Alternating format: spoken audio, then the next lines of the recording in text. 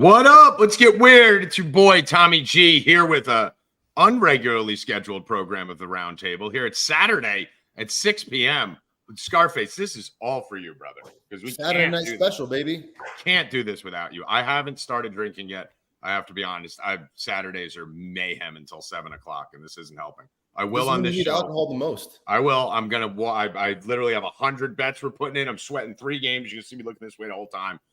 We just had 2 huge wins in the morning, and I will be running out and making a drink once we get everything started. But Scarface, how you doing today, my friend? I'm doing. You're gonna hear me screaming the whole show. We want screaming. No, I'm gonna be screaming at those televisions for college football. Good Constantino, how you doing, buddy? Couldn't be better. NFL, we got some data in, 2 weeks of stats. We got college football on all the screens, and we're here at the Roundtable. Can't wait to get it going. And our special guest, honestly, for those of you guys that are subscribers at 4 Deep, you know him very well. Probably since Hoffman, the first chat member who has impressed me enough to literally probably end up having his own show, his own column, his own breakdown. Our boy Zab. What up, Zab? Touchdown, USC. Big touchdown. What's going on, Tommy? What's up, brother? But I want to say, honestly, for those people that don't know you, you've been with us for a long time, and you've been providing content and giving picks out in the chat. You have your own hashtag and everything. But I got to say, the preseason mayhem, when I was mashing everything all preseason, I know I was tagging it to the chat members. I was giving out a lot of those picks for free. Zab was the one who did all the research for me. So Zab was the one who was going in there telling me who was starting, who was playing, snaps and everything, and then I just compiled some bets off it. And you're doing some stuff weekly right now, Zab, right? With injuries and shit like that?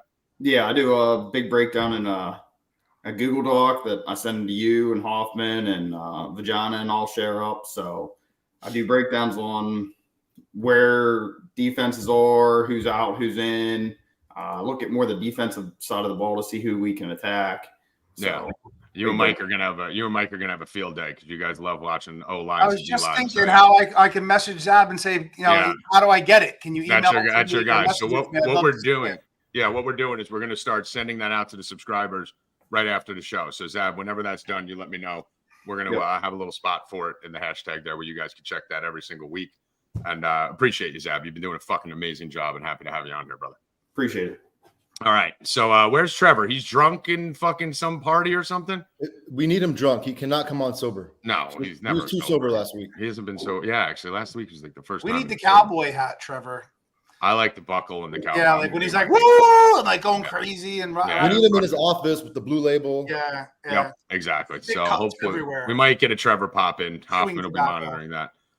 There he is. There he is. How do I see the chat? Well, what is that? Is that a comment? Yeah, we could put comments up, Mike. So you could actually do it too. So if you want to blow me up, you go go on the StreamYard thing. I'm here. And then on the right side, you'll see it says comments in the top right corner. So that's the chat. That's the YouTube chat. And then you could just put one up there right there. Boom. Hi, guys. Well, how do you do? You drag it? You drag it or what? What? How do you get it on the screen? You drag it? Yeah, you just hold your cursor over and click show. Maybe I don't have that capability. Yeah, whatever you just did there. Whatever you did the second time, Zab. There you go. Oh, it worked? No. I was telling Zab for the screen. Yeah, I can't do it. All right. Well, maybe I can only do it. Yeah, only you can do it. Administrator. Good. That's good. Then I can post write bad things about Mike. I'll make sure to put them up. Not many to write when I picked the nut quarterback for the Millie Maker lineup last night in Daniel Jones. So we could start off with that when I got mocked on this very show. No. He wound up being in the $1 million lineup. Hold on. Yeah. And how did Daniel Jones prove it? I can't hear you both, but what'd you say, Jerry? I said we were both on Daniel Jones. Yes, of course. I'm glad to have you co-sign it, but I pounded the table on him for sure. He's very selfish. He's very selfish there. Very selfish. But, so you guys are right. I ate an L on that. Jaden Daniels did what I thought he would. Jaden Daniels had 30 pass attempts, 23 completions, 10 carries. So I won our bet too, by the way. Keep in mind. So you owe me. What's that? Well, keeping track of the bets. Speaking of bets, Mikey, our kicker just fucking got us a win over you in your league, so we're happy about that. My team stinks. Yeah, your team does stink. But well, Tommy, your first round pick is McCaffrey out 6 weeks and Travis Kelce on a fucking island. Yeah, we're a disaster. Let's not be a braggart. Well, we're 2-2. That's all that matters. Hey, you're only as good as your record is. Right? Hey, I'm a 0. I'm 0-4. So yeah, that's all right. So what we're going to do on this show here, guys, for any of you guys that are new to it, it's going to be a little random. It's going to be a little chaotic on this one. Oh, did USC just recover that? Tell me they recovered that. Well, it's a stop. Did they? No. I looked that shit. I think. What we're gonna do? We're gonna go over everything. I think your mic's a little off. It's not mic. It's feedback from someone. Someone has the sound on. We're going to go over everything from a DFS and betting perspective on this show. All the DFS content you're getting, even if you don't play DFS, will help you tremendously in your prop betting. So all prop betting is a DFS play with money attached to it and minus a price. So we're going to be doing that to start. First, high-level overview there. Jerry, you're the guy that starts us off. Give us a rundown on last week. I'm going to go make my drink. So give us a rundown on last week, what you thought, how you did, what went right, what went wrong. And then give us a high-level overview of the slate, and then we'll go to Zab, and we'll get some injury updates. Yeah, I had not too much go right. A lot went wrong. I was really high on Cooper Kupp last week. He killed a lot of my lineups when he went down with the injury. I mean, he was pretty owned, but I had a lot of exposure to Cooper Kupp. My Daniel Jones lineups are the ones that did the best. With Malik Neighbors, I had them stacked together. I was high on the Bengals. I had Yoshi Voss. He had 2 touchdowns. Chase didn't get there. Burrow didn't quite get there either. And then I had some Dak CD exposure. Those did pretty good too. Mikey, how'd you do?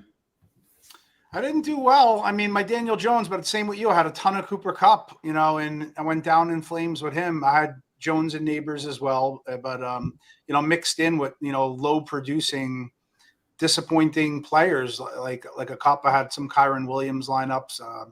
So I didn't do well overall, contest wise. Zab, did you play any DFS last week? A little bit, not much. I had a good bit of Malik and Marvin Harrison. I played the narrative bounce back wide receiver.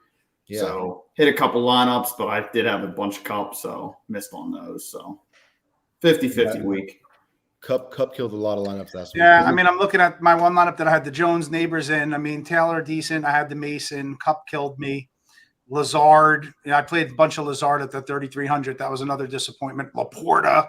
I had Dobbins in this lineup, which was nice. So, 2 or 3 duds like a Lazard and Laporta pulled down. I had Neighbors, and Jones and Mason and Dobbins. Good lineup, but 2 duds. And that was my common theme, Yeah, the Daniel Jones builds, those all got there. I mean, if you had Daniel Jones with Neighbors and maybe had like Marvin Harrison over Cooper Kupp, I mean, those got you there, and then just plugged in all the rest of the chalk plays. Pretty much what you needed. Who did you use tight end heavy-wise? I was on Colby Parkinson. I was on Schoonmaker and Gesicki. Okay. There you go. All right, where did you guys leave off? I'm locked. We were just talking about last week. All right, cool. Speaking of this week, if you guys look at the bottom of the screen, I learned how to scroll things, by the way, on that last show while Hoffman was out. All you have to do, if you want a free day at 4 Deep, we are just slaughtering it right now for the subs. Absolutely killing it over at 4 Deep. I'm on fire right now. We shouldn't even have won a couple games we won in college football today. So that's going good. Variance is on our side. We're getting hot. If you want a free day to trial 4 Deep, you can get in probably after the show. Hoff, you're in the background. I know you can hear us. If you can keep your eye on the DMs on the 4 Deep handle, just DM at 4 Deep Wins. So go to at 4 Deep Wins on Twitter. Send a DM with the word free, and Hoffman will send you a link to a hidden package that is 1 free day. And then if you enjoy it, you could stay on for a week. I think it auto renews to a week after that. If you don't, you can just cancel it right when you sign up, and you don't have to auto renew on it. And if you want to do a DFS opportunity here, Scarface, I'll let you talk a little bit about our partnership at Nation. We have an opportunity that you'll see at the bottom of the screen there. You go to shipatnation.com, buy a monthly package, and use code 4DEEP, and it's free for the week. Same thing. If you like it after the week, which you will, you can stay on for the month. If not, just hit the cancel button and you won't get charged anything. Any info over there on Ship It Nation? What's going on that side, Jerry, before we get started? I mean, you should see some of the screenshots from the last couple of weeks. It's just every week. It's every week. There's tons of screenshots. Like there's the members are having a lot of success over there. The team over there is awesome. One of the team members, Hebrew, last week hit for 100K. He chopped I think it was the Monday Night Millie. He got there on a stat correction, and I think they took a couple of like points away from Cousins, and he shot to the top. end up winning like 102,000 or something like that. Okay. There's screenshots like that every week over there. Decent. It's unbelievable. Well, 100 grand. Congratulations to Jerry for chopping the main event in the UFC.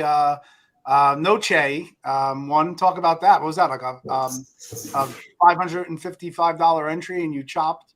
Yeah, I think I had like 6 bullets in there, and one of them chopped the 100. It chopped the 100K for like 18K. I forgot how many people it chopped with me. Yeah, it's Good high job, a lot. man. Yeah, Congratulations.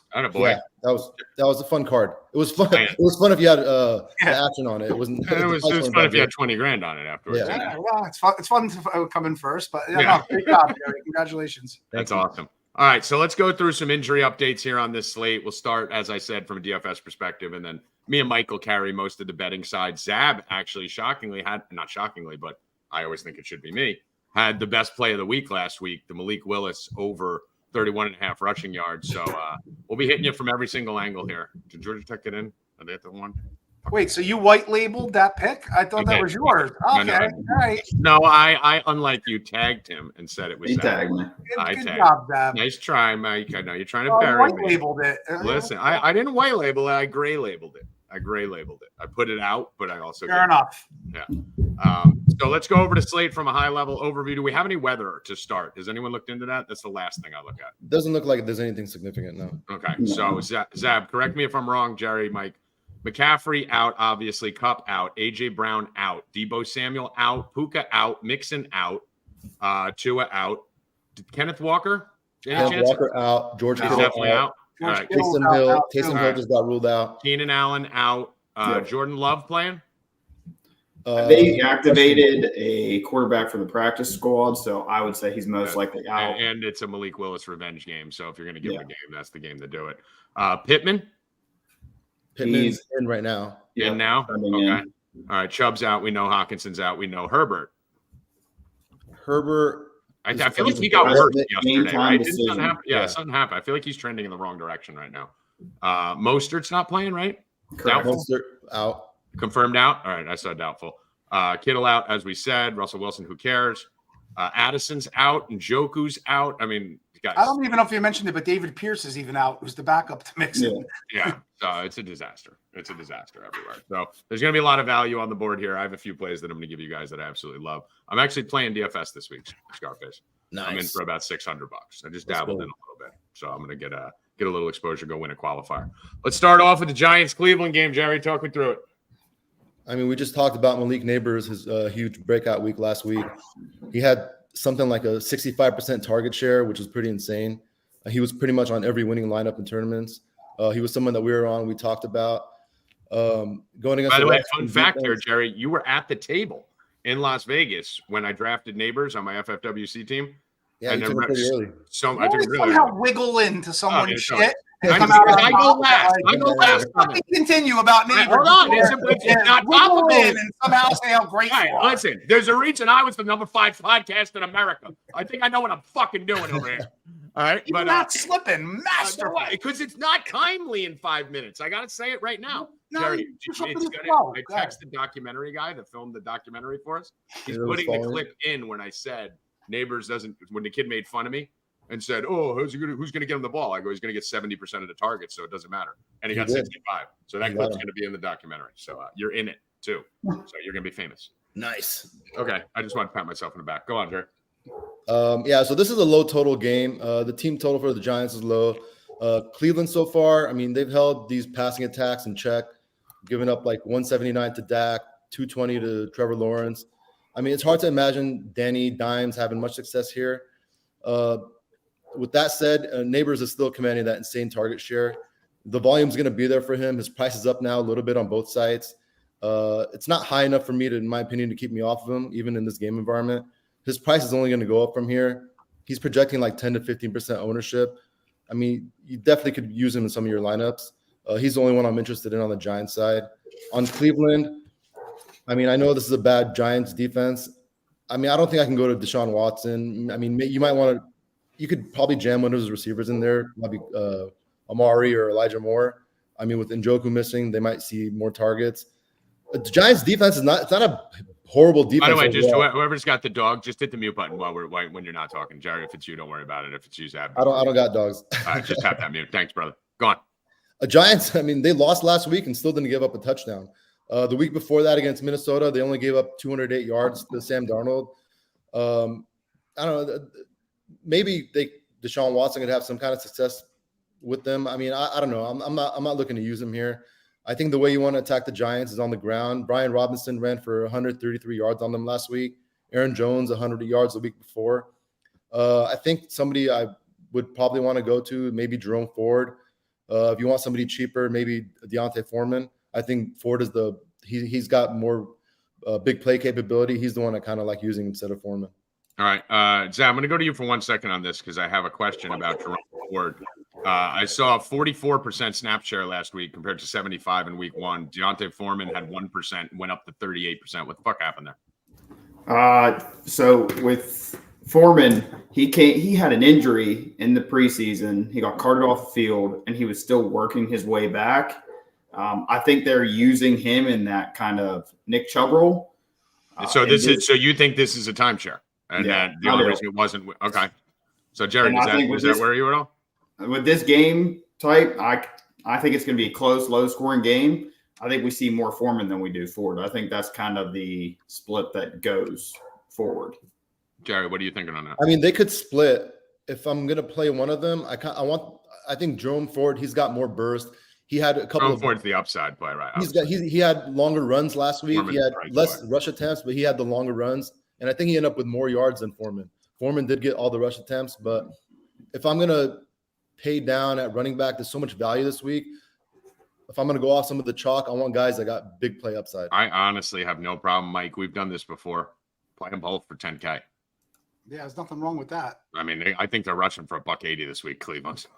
Yeah, but I could also see one of them, just getting all of it, and the other getting 43 yards or 53 yards and no touchdowns. Right? Yeah, like Washington went for what 220 on him last week or something. So I don't care where it comes from. I don't know if I love that spot for this, Tommy, but we do that, and sometimes we pair them with the defense, which wouldn't be a bad move in that spot, to do that, getting some leverage by playing the Cleveland D with it. But who do you like in this game? I don't like anybody other than Neighbors, who I still think at $6,400, with 18 targets, 10 catches, and, Giants will probably be in a passing game script. I mean, I don't expect them to win the game. I don't expect them to lead. And if they are leading, then that means you got some big plays to lead, which would be a defensive score, or perhaps, a Neighbors bomb, can play into that. So I like them for a behind script, and I like them for ahead because he could be one of the reasons they got ahead. So at 6,400, Neighbors is my only play for either side in this game. Zab, anything you like here? Amari Cooper has to have a bounce back game. He's been dropping touchdown passes. He's been dropping easy passes. The Giants are weak against the outside wide receiver. So if this is a game for Cooper to have a big game, it's this game right here. So 17 targets in 2 games, and he has 27 yards. Yep. Yeah, so that's variance. That's regression heading in the opposite direction. Also for the linemen, the Browns are getting Conklin and Wills back. Okay. They were banged up last week. Mm-hmm. They didn't play, so they are back this week. They were questionable, but they're trending towards playing. So that'll boost the run game of the Browns if they are back in. All right. I'm gonna be playing a prop on Neighbors here over 67.5. I'm gonna alt him up to 100. I love this kid. I got him on every single team. I think he's a fucking superstar. And like Mike said, it's a bad matchup against Cleveland, but he's gonna get fucking 17 targets. He's the whole offense. I have nothing from a DFS perspective outside of maybe Cleveland defense. Let's move over to Chicago, Indianapolis. We'll try and buzz through these games a little bit quicker than we did last week because we got 4 of us here. Chicago, Indianapolis. Mikey, you want to start on this one? Caleb Williams sucks. You're an idiot. Now, Scarface, you start. Caleb Williams sucks. I hate every single thing about him. I don't know what to say with him. Everybody's darling of Anthony Richardson. Let's draft him early in season longs. Let's play him in week 1 and 2. I mean, it's kind of, to me, he's going to be a little bit of a boom and bust, but I do like him at home in the dome more than not, right? But I do like the Bears defense. I respect them. So Jonathan Taylor, Jerry, maybe you can even allow. Hey, look at that guy. I mean, can't you let us get some legs first before you come flying in? Listen, you went to my spot, first pick, first game of the night. Like I got a couple Yeah, dynasties. Amari Cooper. Hold on, Thomas. First of all, it took the producer like 9 minutes to let me in. So that's Dude, Hoffman slacks back there, man. He's fucking on weed and fucking all over the place. He's Hoffman's done I haven't seen a comment up yet. Hoffman's getting the Evan treatment. We might have to fire him. So I apologize. I had family birthday parties, but let's go. Amari fucking Cooper, 100 and a touchdown, all fucking in. Not only DFS betting. Number 2, got to give you my second one. Jamar Chase, 102 fucking touchdowns. 2 fucking touchdowns. That's it. You heard it here. Goat. That's it, guys. That's Mic what drop? I got, man. No, you got a mic drop on that. You Mic can't drop. hang after that. You got a mic drop. No, you have to literally like cut off. Let's There you go. He didn't He didn't even complete his He sentence. is so stupid. He did it wrong on both. He didn't complete his sentence. He's Trevor, we love literally- you though. That Yeah, was we great. love him. He's the third guy from the left on the evolutionary chart. He's a fucking retard. Yeah, I don't hate either of those actually this week. Let's go. So we were talking Chicago, Indianapolis, Mike. I was saying I like Richardson home more than away, but I do respect the Bears defense. I mean, I don't know what's going on there. You mentioned earlier, is Pittman playing? He's a little banged up. It's a dart throw with some of the other receivers, but even, there's some rumblings coming out of there. And that's what I was asking Jerry or even Zab if you heard anything about it. But, Jonathan Taylor didn't play in the fourth quarter. And then it was just like a weird response from the coach when asked. So I don't know if either of you guys heard anything about that, but. They don't use him in the passing game. That's the thing. Yeah, I don't know why. Yeah, it's kind of what he said, but the way he worded it sounded funny. And then his whole tenure in Indianapolis has been a disaster, from the holdouts to this to not paying him to fucking to Zach Moss. Everything about his fucking time there has been a mess. You've heard anything, Zap? Yeah, there was supposedly he got benched for basically being a jackass on the sidelines. Mm-hmm. Oh, really? Okay. And he wanted the ball more, so that's why I seen he got benched. So. Okay. Is more of a That's great. discipline. That's great. Good. I'm glad you said that because I saw something was off. No, it's a good pull, Mike. Yeah, I didn't even see that. I didn't even realize that happened. So, great. Fucking Jonathan Taylor starting the season off, fucking pissing people off. So just to close my segment out here, but no, I really just don't love anything here because even though I like Richardson at home rather than away, I just don't love the matchup. So I'm going to pass on this game. All right, Jerry. Caleb Williams doesn't suck. I mean, he's a rookie that has zero protection. I mean, dude, don't If listen to you watch Mike. the Dude, game on literally, Sunday night, CJ Stroud after the he game had said, "Stop no getting hit time. like I that." told you minute one, Josh You're an idiot. Rosen You're would an idiot. stink. I told you minute one, Desmond Ritter would stink. I mean, Oh, wow, bold prediction. Caleb's his breakout game is going to come at some point. Okay, I got a question right now. Hold on, let Jerry talk, Mike. You yelled at me earlier. You're cutting Jerry off. Caleb and now you're Williams fucking or cutting him off. Jaden Daniels. They both stink. Which one do you think will be better than It's the 2 other? games into their career. You don't know. Jordan Love sucked It's last too early week. to tell. We have no Jordan idea. Love Which sucked one would for- you want? Guys, no. I want Caleb Williams. He's going to be one of the best. I'm talking quarterbacks in the about history of the now. NFL. I'm not talking about Right next year. now, He'll be right the best now, quarterback I in want the the guy that NFL. came out. Shut up! Busy. Don't ask a fucking question to keep talking. Right now, I want Jaden Daniels because he came out of more of a pro style offense when fucking Caleb Williams is playing fucking flag football over there at USC. Once Caleb Williams learns the game, learns the speed, learns the systems, Caleb Williams is going to be one of the best quarterbacks in the entire NFL. The guy's getting hit every time he takes a step back right now. Knocks his nail polish off. Okay. Zero protection. He has no protection. None. And he's got fucking DJ Moore, who's already fucking causing a fucking scene over there, that little bitch, little crybaby. But Jerry, are there any plays in this game? I mean, the defense There are for some plays. Chicago, I do like some plays.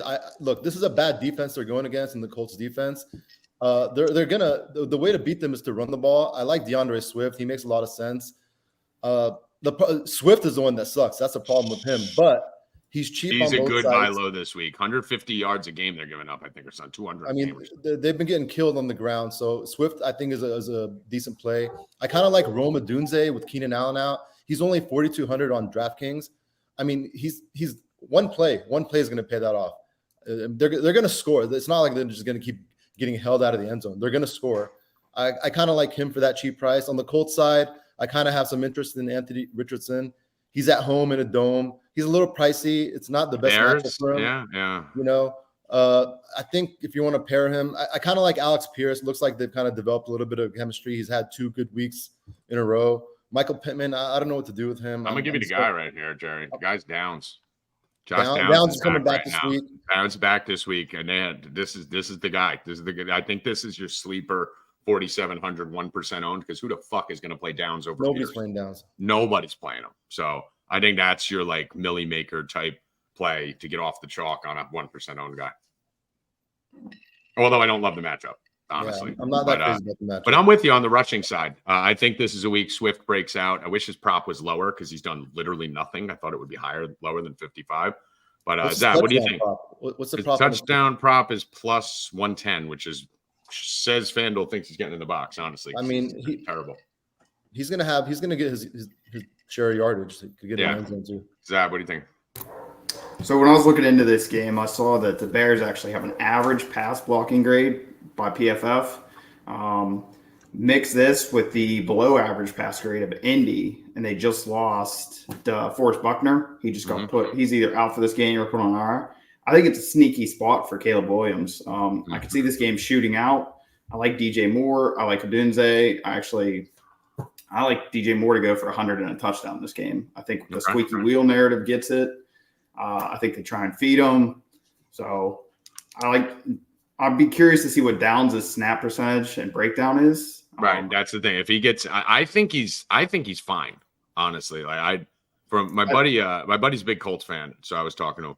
He practiced all week in full. It's not like he got in a bunch of limited practices and then like snuck in. He practiced in full without limitation the whole week. So I think he's fine. But again, I'm not a fucking doctor. Yeah, I mean, one of the GPPs I build this week is definitely going to be Caleb, Odunze, DJ Moore, and probably bringing it back with Downs or Pierce. So, all right, you guys stole my thunder. I was going to go out and make the bold Caleb Williams call this week, but I think you guys are on it already. I wish Keenan Allen was playing, Jerry. That's the one thing, that security blanket for that young quarterback. You really want that vet who's going to, give you that 7-yard slant. But I'll tell you my favorite way to play Caleb Williams is actually on the prop side. I played Caleb Williams rushing last week. It was 19.5. He ran for 40.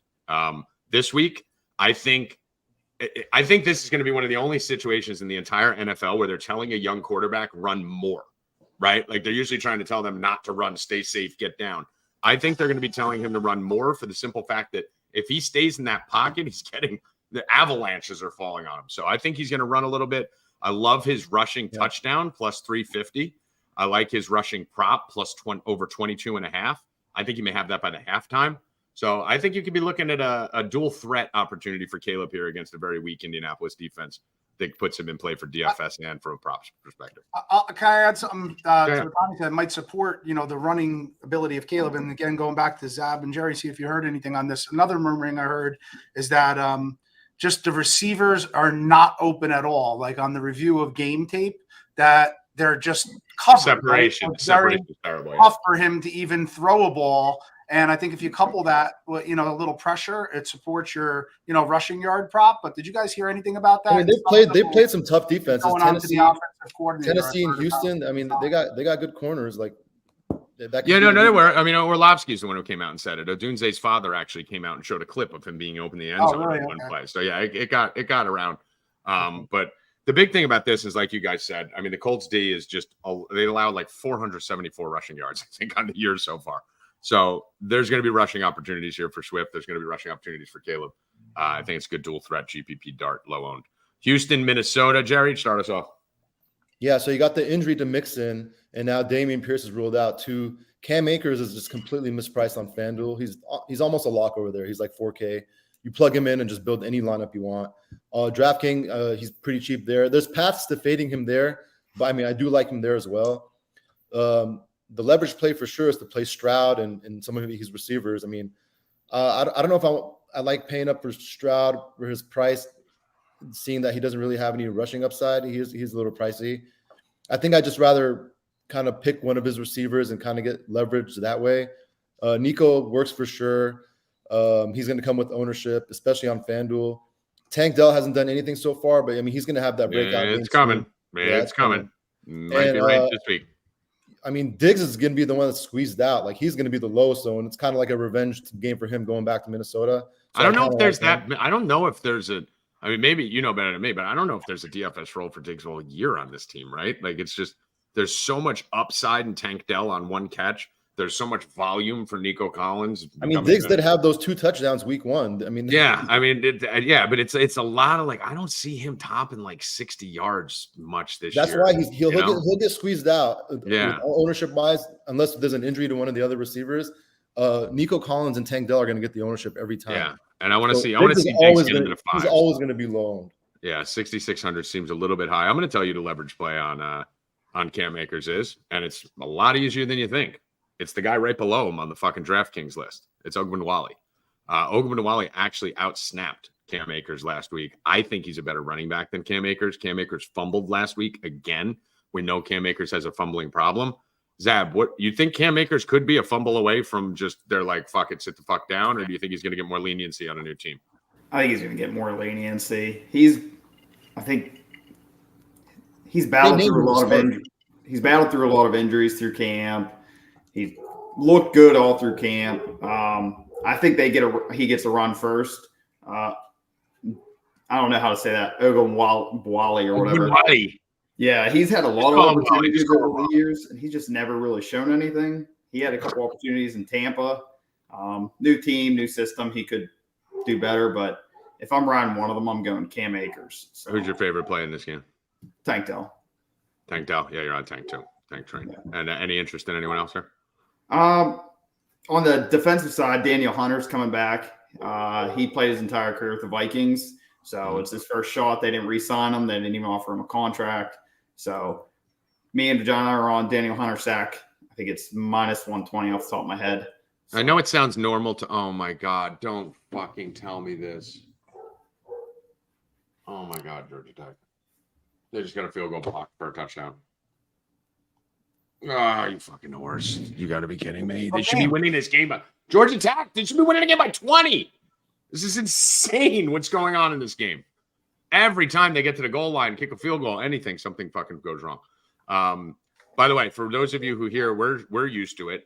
But when you hear Zab say the name Vagina Dentata is actually one of our subs in the chat who does bets for us. So a lot of you out there don't know that. Maybe wondering why Zab keeps talking about him and vagina. But would you like the Vagina Dentata tonight? Yeah, Vagina Dentata. Mike, what are you liking this?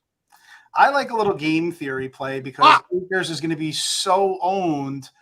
Well, let's not only hope for the bust, but let's leverage it with the passing game. I mean, Nico Collins is so hard to ignore. He's just like a monster. He's like an Andre Johnson, like circa better version. And, Stroud is like a magnet to him, even with all the weapons there. I mean, obviously Dalton Schultz has faded away. Dell's got off to a slow start. Diggs had a bunch of underneath catches, a handful of touchdowns, but Nico's the guy. So maybe go overboard and play like the Dell because no one's going to be on him with Nico and Stroud and fade Akers or something along those lines. So I'm going to play with some builds like that. I'm sorry, I'm screaming in the chat. From this game's perspective, tight end, not much interest. Wide receiver, I'm probably going to be looking at Tank Dell props. Tank Dell props alted up. DFS perspective, Nico Collins is just a fucking monster. Justin Jefferson always in play, and I'm not going to be playing too much here. So I like it. I like everything you guys said, but I'm not going to be playing too much. Touchdown, USC! Bang. Let's go! Fuck you. All right. Philly, New Orleans. Jerry. So we got the injury to A.J. Brown, injury to Taysom Hill. He's ruled out. I love targeting this game. There's so many ways to attack this game too. I mean, I think for me, it kind of starts with Chris Olave. I mean, he's kind of been shut out pretty much to start the year. I think it's mostly due to the game script that they had for both games. I mean, they were up. They had kind of ran away with the last 2 previous games, and the production just came from Shaheed and Kamara. But I mean, I think he's going to be involved in this game. We could kind of see one of those breakout games for him. Kamara definitely, he's in play. Derek Carr, he's looked awesome. It's a good way. I mean, you could stack the Saints in so many ways here. I mean, you kind of have to figure out how you want to build the lineups out. But I like everybody on the Saints here. On the other side, I mean, Devontae Smith, of course, with A.J. Brown out, I like him. I mean, Jalen Hurts too. The one that's going to be the lowest owned in this game is Saquon. I mean, I really don't know what to do with him. I think one way to play this game kind of is to play Saquon and maybe kind of run it back with some card stacks without Kamara. That's kind of like a unique way to attack this game. But I mean, I like pretty much everybody in this game. It just depends on how you want to play it. Mike. Same way. I mean, I'm surprised that he wasn't really focused on or mentioned as Rashid Shaheed. And I know he's a more big play guy, but he's getting the ball, he's in the backfield, taking handoffs. He's getting, a large target share. If not, I think he's got the largest target share for the team. And he's still at 5,300. I mean, it's still, to me, cheap and at home in the dome against the Eagles, who just showed they couldn't stop fucking Kirk Cousins. I mean, he could be in line for another big game at 5,300. I'm going to have a bunch of them. Okay. I like that. Zach, what do you think? Eagles defense has always been bad against the wide receiver, especially that deep ball. They're already allowing the third most receiving yards to the wide receiver and the second most receiving touchdowns to the wide receiver. So I like Olave. I think he's probably complaining in the locker room that he is not getting the ball enough. He's not getting the touches, but they've been blowing out their opponents every single week. So I think this game can be back and forth. I think it's a high scoring game. I think Olave steps up and has a big game, but I think throwing a lineup there with Carr, Rashid Shaheed, and Olave is a great opportunity. Coming back with Barkley and or Devontae Smith. So. I mean, listen, you guys know Rashid Shaheed, things Tommy G invented on this fucking show last year. I called him the next Tyreek Hill, and he's looking like it right now. 70-yard catch in week 2, 60-yard catch in week 1. If you remember Tyreek Hill, when he started his career, he wasn't the guy you see now. He was literally a 70, 80-yard bomb, or else you got nothing from him. So all in, co-sign everything you guys are saying. I think Philly sucks. I've been telling you Philly sucks. I've been telling you Jalen Hurts sucks. Mike, you agree now that Jalen Hurts sucks? Almost. Come on. You're coming. Yeah, He's terrible. Almost. He's terrible. Let's go to Chargers, Pittsburgh. Zab, start with you because we got a bunch of injury shit going on here with Herbert and all that. What are we looking at? Herbert's going to be a game time decision. He's going to test that out pre-game. I'll actually be at the game, so I'll be kind of watching them, seeing what I get. You're all right. We got a man on the street. Let's go. Yep. Me and Lloyd or Vagina, whatever we want to call him going forward. No, we're going to Vagina. We're calling him. All right. We like the Watt stack. We have it parlayed up with a couple different things in that match. He is a tough matchup, but he's just a game wrecker. So I think he's going to get around there. The Chargers are also missing their middle linebacker, and they have 2 other defensemen, Bud Dupree and Gilman, are questionable heading into this matchup. But the Steelers have 3 questionables with Garolo, their guard Samolo, and their tackle Futano. And then anyone whose name ends in an O. Yeah. So it sounds like Mike. It sounds like a dinner with our families. Like Garolo, Futano, Are they Italians or are they like Constantino, Garolo, Futano? Samolo's Simone, I know that, but yeah, now they're Italian. But Italian Samoan. Yeah. Fields, I think Fields has a good rushing day here. I like Pickens. I think Pickens gets loose and breaks one this game. Chargers, Quentin Johnston's going to be locked up on Joey Porter Jr., so I'm not in on him at all. I'm avoiding Quentin Johnston. I think there's a 1-game show, so I don't like much on the Chargers side of the ball. They Steelers stop the run. Dobbins, those guys are out, so I have no real interest in this game, DK-wise, so. All right. By the way, I got to ask you a question. Does that happen all day with the dogs? Like, what do they just hate each other? What goes on? No, my wife just took the kids somewhere, and I think I got Amazon. Yeah. If you need to step up, you can. Don't worry about it. Nah, that's pretty much all day, though. That just goes on all day. It's like living with Constantino in your ear, like just fucking. So, on this game, I'm going to jump you 2 and come in here next. George Pickens last week, by the way, and I know you guys haven't made fun of me for the call because you probably watched the game. I mean, I don't know if I've ever seen a player lose more fantasy points. He actually had like 4 catches called back on holding penalties or flags or some dumb shit. He should have gone like 5 for 106 against Surtain with a touchdown last week. He is the number 1 target over there. Fields is in love with him. This is a much better matchup, although it's not, the greatest matchup. I think he's matchup proof. Obviously, the Chargers are very good against the pass. They've been very good against the pass, but we watched him run all around Surtain last week. So I think Pickens, he'll be low on there, right, Jerry? Yeah, he will. I think after that 2 for 29, he's still down there in the 5,700. Anybody from this game is going to be low. Yeah, I mean, you're looking at Pickens at 5,700 when you think about the upside he has with Fields being a deep ball thrower and him being a deep route runner. I mean, you're looking at Stephon Diggs at 6,600. We got Pickens for 1,000 less. So I like that, Jerry. Yeah, I mean, you guys pretty much covered it. Such a big There's slate. not much, right? Nothing I really want to target here. Nothing here. Mike, anything you're playing here Well, outside? I mean, same stuff. Not to just go overboard, but Fields at 5,400 looks a little juicy to me. But then on the other side, I can think that they're going to scheme to stop him. I'm not ever impressed with the Pittsburgh weapons. I know you like Pickens, boom or bust. Pass. All right, let's move on to Denver, Tampa Bay. Mike, since you passed on this one, let's start on the next one. What a horrible experiment Bo Nix has been. Mike, give me my credit when I'm right. Yeah, no, I'll give you credit for Another that. thing Tommy G invented. Let's Another- go. yeah. Listen, Bo I'm Nix bad. sucks. I'm bad at saying who's going to be good, but I'm really good at saying who's Yeah, going to be bad. That's fair. I would agree on that. I mean, this was so bad that it was to the point where the other team, the cornerbacks were like mocking them and It laughing, felt bad. and saying that there's such a limited playbook and they know what's coming because it's so they And want Mike, to give it them was- the opportunity to pass in a certain way in a certain zone. Mike, it was like this in college too. He wasn't that good in college. Yeah, but they said the limited options, the limited Can't get the ball playbooks, down the easy field. to stop. I mean, all things that you don't want to hear if you're betting on them. And Tampa Bay, I mean, what can we say about Tampa Bay? They've looked fucking great. I'm a Baker Mayfield guy, Tommy. I know you didn't like him. No, I like him now. like I'm on Baker. board now. I'm on board Okay, now. so I like Baker. I like his fire. I just think it's a great fit there and everything. I like Tampa Bay, obviously, to win the game. So betting them in either teasers, parlays, etc. Survivors.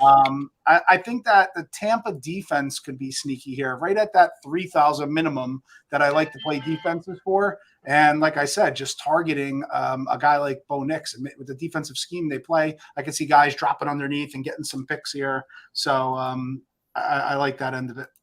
Okay. Go on, Jerry.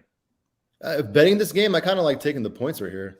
I think the Broncos defense is they got a good defense. I don't know how they're going to be moving the ball. I kind of don't see the Bucs moving the ball either here. It's one of those games I really don't want to target in DFS. You got Evans, he's going to be dealing with Surtain. Godwin, I mean, he's working the slot. He's getting his targets. I mean, he's definitely playable. He's got like 8 targets a game. With him, it just kind of depends on – he's always going to be owned. It just kind of depends on how I'm building out my lineup. If I'm building out kind of like a contrarian lineup, I think you could throw him in there. Building out kind of like a chalkier-looking lineup, I would leave him out. He's the only one I'm kind of looking at in this game. For the most part, this is it's a cross-out for me. I don't really have interest here. Zap. A couple of the defensive injuries. Baron Browning's out for the Broncos. He's a big-time pass rusher for them. And then on the Bucs side, they're missing Winfield again, which is definitely going to hurt them. He's been a monster last year. He's been kind of banged up this year.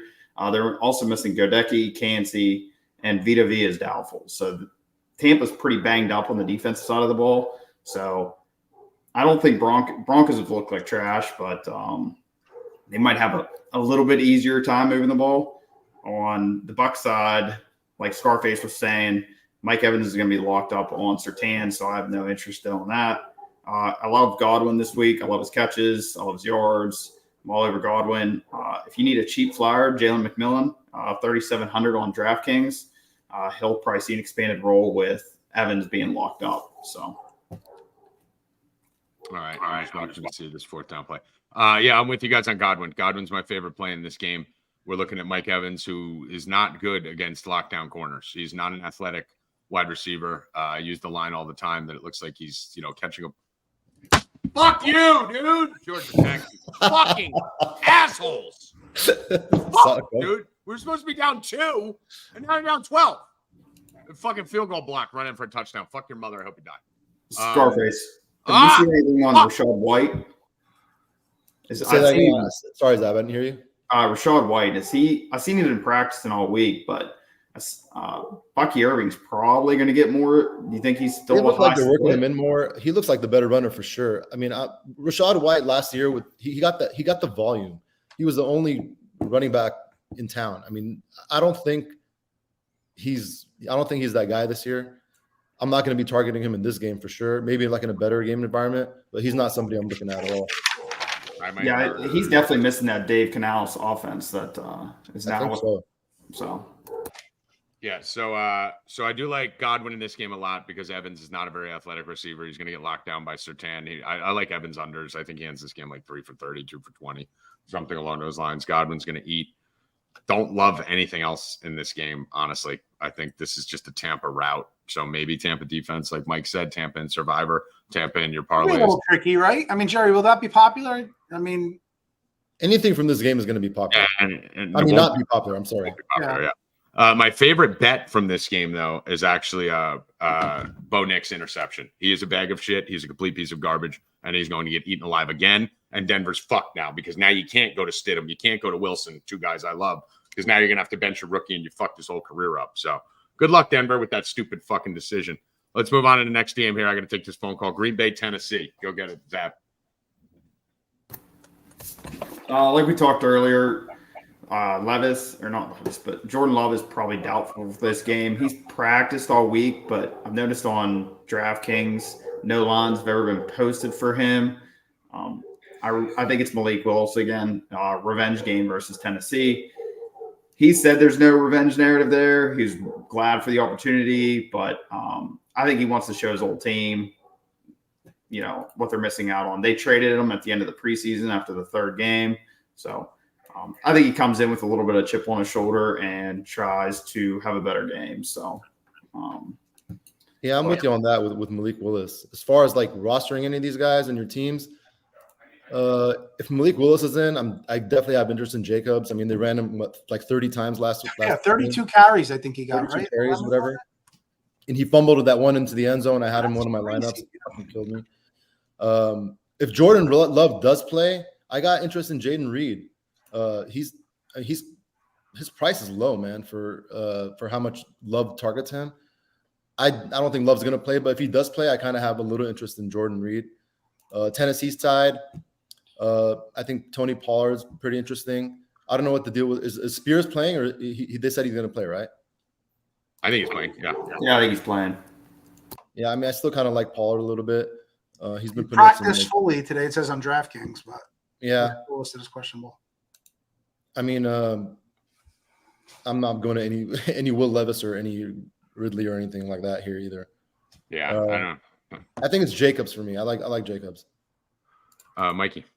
I like Jacobs, from an aerial view, Jerry, and I was going to say him, but the Tennessee run defense is pretty stout, and I think that if Love isn't playing again, you can really drop another man in the box. And at 6,700, I don't know, but it's also a good way to get different, right? Paying up for running back this week, isn't that something you might want to do? So can you gain some leverage with that? A lot of Cam Akers lineups out there cheap, and people may be paying down at running back. So maybe spending 6,700 on Jacobs might be a good play this week. So I love that aspect. He's going to be lower owned for sure. Yeah, so I like the Jacobs play, and I'm a Reed guy. I love him because I think he's like a Debo type, getting the handoffs and stuff. But I also agree with you, more so only if Love plays. So don't really love anything on the Tennessee side. Levis looks off. Coach sucks. Publicly, he off. He sucks. Yeah, coach is publicly mocking him. Sucks. At this point. I mean, literally mocking him. Sucks. Calvin Ridley to me is interesting at 6,000. I mean, he is the guy there. 4 receptions, 6 targets, and 1 touchdown. He's put up 24 points with that. So I think if he has a blow up game, which he could have, and if Levis has that bounce back game, I think Ridley would be the man. So at 6,000, I'm interested in him. Ridley should be locked up on Jair Alexander though, so I wouldn't. He'd be more of a GPP. True. Yeah, I'm not really interested in anything in this game here outside of. Literally nothing. I guess Jacobs, like that would probably be it, but Jacobs and then nothing really here. Does Jair travel, Zab? He will travel and cover him? Yeah, he'll travel. So yeah, he'll travel. Yeah. As far as a prop perspective here, Zab, we going right back to League. I was waiting to see. Did you see what a line was for him? Yeah, it's right here. I'm pulling it up right now. So right now, I don't know, and I still don't have it up. I figured they would have it up. They don't have it up on FanDuel. The linebacking crew. It's obviously not as good a matchup, right? So yeah, they're we're looking at a guy who may carry. You got to remember they were dominating last game too, and the quarterbacks run more when they're passing. They're not a lot of design runs. They run from the pass. So they're probably should be beating up on Tennessee too. But I don't see Malik Willis getting out to a 10, 14 point lead again. I kind of like the number. I can't imagine it's going to be more than like 38. Yeah, that's kind of what I was thinking, that 34, 35 range. So what's your number? Let's do this. What's your number? Like, what's the number where you're good if it's below? Oh, you cannot call fucking flag there. Are you fucking kidding me? They just called roughing the kicker on Georgia. This game is so rigged. It's insane. It's like every time that you squawk, it's Georgia Tech's fault. Bro, like, dude, how do they make so many mistakes and they're still fucking cheating, dude? They're blatantly fucking cheating. Oh my god, dude, we're getting the ball back to cover, and they fucking called roughing the kicker. Didn't even fucking touch him. The kicker's even laughing on the sideline. They didn't touch him. I hate my life. I want to kill everyone. I hope everyone dies. Go on. I'd probably say in that 35, 36 range. Jeffrey Simmons, the line for the Tennessee is a lot better. That front. Ernest Jones, he's a game wrecker. They just traded for him middle of the season. He's been getting 100% of snaps. So even if he does run, I think his the breaking ability of his runs are a little less with the defense of the Titans. So the way to attack the Titans is the back end, not the front end. So other than Ladarius Sneed, they don't really have anybody. So yeah, this game sucks. Let's move on. Miami, Seattle. Mike, you start us off. Hot mess. I mean, even Miami at, full contingent is a hot mess, and now they're even a hotter mess. I mean, geez, injury riddled over time. I know in the running back room, and even though, it looks cleaner this week, it's still, Mostert's out. On the other side, you got Walker out. Charbonnet is a decent play, but 6,000, it's like he's right there in that dead zone between Jacobs and some cheaper running backs. So I kind of like that angle and that build. And I do think that Seattle wins, which also puts it in a good script for the running back. And, I don't see McIntosh really getting any feed or Holani. So, Jerry, unless I'm wrong, I mean, isn't Charbonnet at 6,000, who's also a pass-catching running back, a good play? I mean, he's going to be one of the highest owned plays on the slate for sure on both sides. Okay. Who's going to be more higher owned, him or Akers, you think? Is it Charbonnet? Him and Akers. I think Akers will be a little bit more because of his price. On FanDuel, for sure, Akers is going to be higher owned. Now, can I ask you a question from a game theory standpoint? Would it make sense in that type of situation? How do you gain more leverage by playing them both? Obviously, fading them both, you gain the most leverage, but is there any value to playing them both? If you're going to play them both, your lineup, the rest of your lineup better be different. It has to be unique. If you just fall into the playing, kind of like you play them both, you end up like on a cash kind of build. It's not going to really help you in tournaments. Yeah, I mean, you can play them both for sure. So I was taking notes from you guys earlier. Would this be a situation where you can play them both and then play like the Caleb Williams, like Zab was saying? That's what I'm talking about. You're going to play them both. You want to get on like triple stack. I'm just throwing this out there. I'm just saying Bo Nix to Cortland Sutton kind of combo. Some shit like that. You know what I mean? That's tough. Yeah, that's tough. You want something different if you're playing them both. Okay. Yeah, I like to get your game theory, angle on a lot of this stuff. I think that's where you're excellent. You really excel on that. If you're going to play, another way to play is just to fade Charbonnet and play Geno with his receivers. I mean, that's a way if you want, that's a way to kind of get leverage off of Charbonnet. Like I said, if you're going to play him, or you can just fade them all and play A-Chain. I was going next. I was going to say that's my guy this week. Yeah, I mean. The Dolphins are not just going to go away. I know Tua's out. I mean, they prepared for it. It's been a week and a half. I think it was a Thursday night game. I mean, they still got – it's one of the most high-powered offenses in the league. Like this offense is not just going to go away. They have a pretty good defense. Like, just don't count the Dolphins out here. I love A-Chain here. Isn't A-Chain a smash? I mean, he's the pass-catching running back. Mostert out. Yeah, of course he is. Like, A-Chain's a great player right here. Is he how high owned is he going to be? Being that there's other running backs that are cheaper, that'll be very high. He's going to be owned. I think he's going to have ownership. Okay. He'll be like in the 15 to 20% range. I think something like that. It's not bad. Okay. You want to get really cute? I mean, not cute, but Tyreek Hill. He's going to come in at like 1% or some shit, right? Really? Okay. Yeah.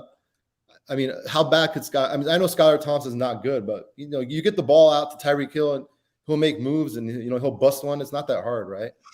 It's kind of like I wouldn't play him on my main lineup, but you want to throw him in like some large field GPP. Like Tyreek Hill's a great tournament play, and they do give him those jet handoffs. He could break one of those, and of course, I mean he's explosive. I mean, wide receiver screens. Skylar, if he shows any sort of competence, like it just gets him the ball, I mean he's going to have a good game too, right? Yes, I like that. Are we? I don't know what you guys said because I had to go put my late bets in. 4th and goal right now for fucking Michigan. Achan's my favorite running back on this slate. I think you guys. Yeah, I love Achan here. Okay, all right, yeah, I love this spot for Achan. I mean, you got to remember the Patriots ran for like $1.90 on this team last week, and we just saw what they did against the Jets last week. That's not a good football team.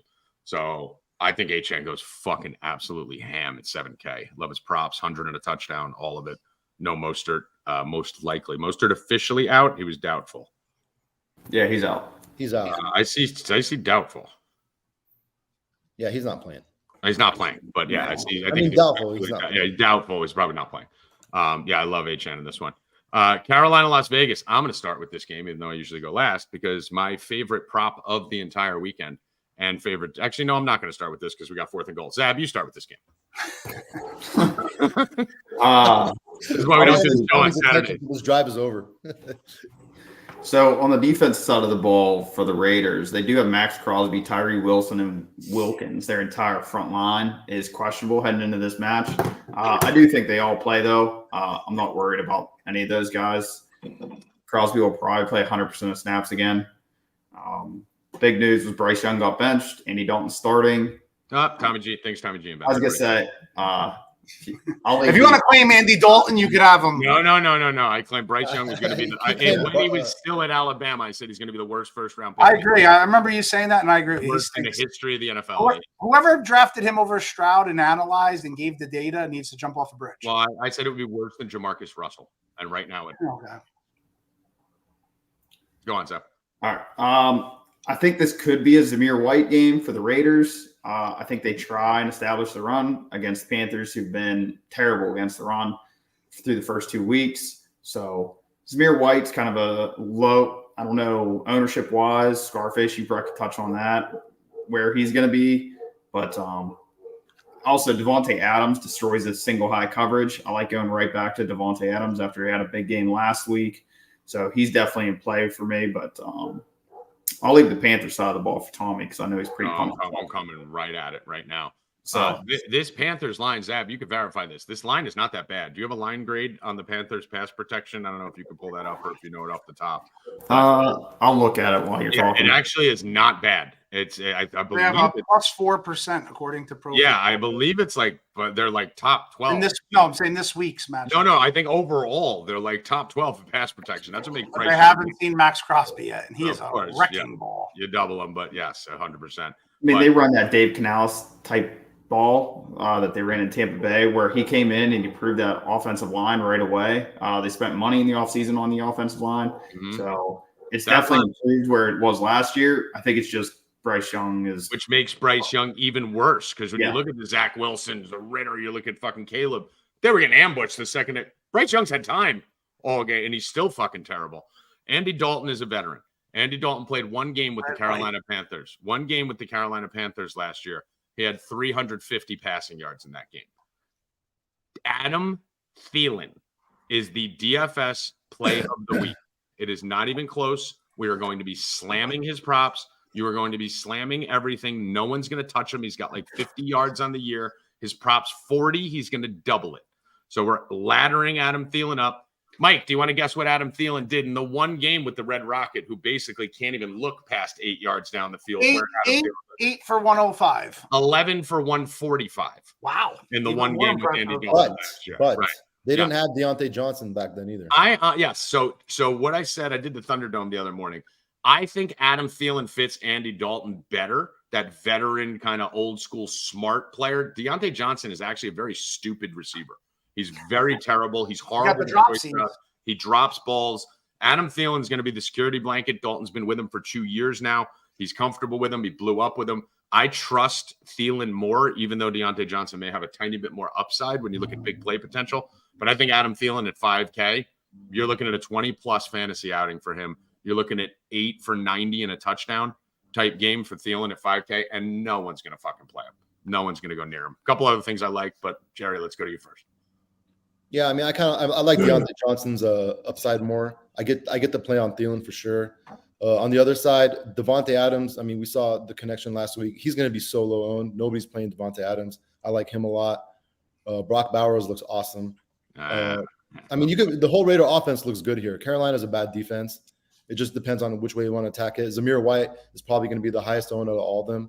I mean, I like the Minshew stacks too. Minshew you can go Minshew, Brock Bowers, Adams, Bauer, Thielen, Johnson.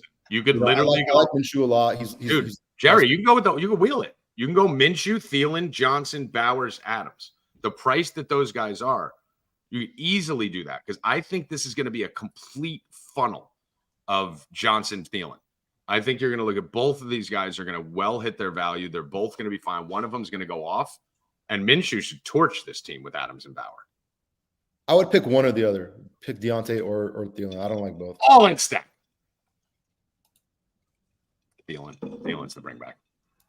So are you going to be? Would you play that on one of your main 3 lineups? Would you do that Minshew stack? I like the Minshew stack. Yeah, I like that. Yeah, I like that. Do you know Minshew's actually the 3rd leading passer in the NFL for yards?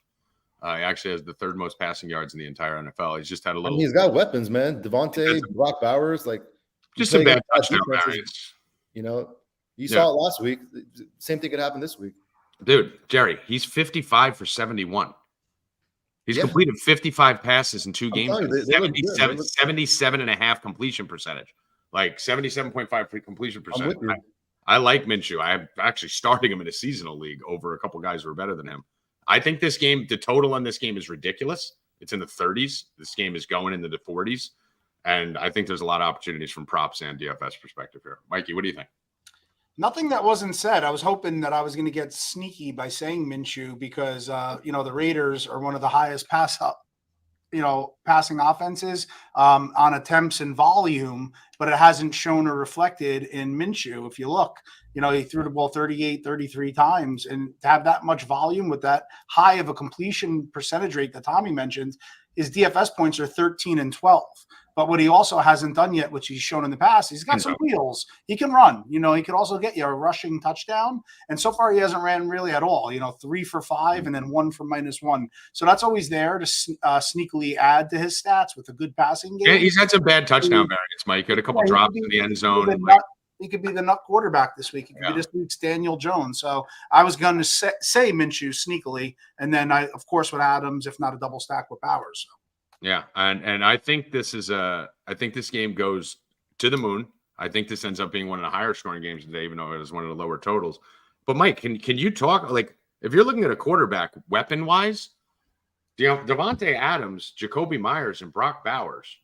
I mean, you don't get much better than that. There's not many teams that have 3 better weapons than that. Minshew's got 7, 8, 9 years in the league. I think he's definitely Minshew's better than what his stats show on. It's just touchdowns. If he had 2 touchdowns a game, he'd be looking at 20 and he'd look great. Yeah, I mean, so I'm down with it. I like that. Yeah. All right. Who did I forget here? Zab, did you go yet in this game? Yeah, I let it off. All right, cool. Jerry, you went? Yeah, we're good. All right. Let's move on. Detroit, Arizona. There's obviously a weak spot on this Detroit team that everyone likes to exploit. Jerry, which person are you going to exploit it with? I mean, this game does have the highest total on the slate, and it looks like it could be like a track meet. But when you start kind of breaking it down, like for DFS, there isn't really much that I like on the Lions side. Like even in a high-scoring game, the Lions they're going to be spreading the ball around, and the guys you want to play, they're pretty expensive. There's just I think better spots on the slate to pay up for. I mean, Amon-Ra, of course. I like Amon-Ra, but he's 8,200. There's other guys I like. Laporta, he's 6K. Yeah, I mean, Laporta in the end zone and not pay that off. But Jerry, he can't be 6K with 58 yards on the year. DraftKings has to do something about that. That's what I'm saying. He can't be 200 less than McBride. That's what I'm talking about. The Lions could put up points here, and none of these guys will pay off that price. Yeah, The running backs, they're splitting time. There's value all over the board for running backs. Do you really want to guess between Gibbs and Montgomery? I'm not going to do that. Like I said, like they could put up the points, and none of these guys are going to get there. Yeah. On the Arizona, I think Arizona side is more interesting. Like Kyler Murray, he's got the upside because he runs the ball. I like him. I think you can play him naked. I don't even think you need to pair him. Pairing him though, I kind of like McBride.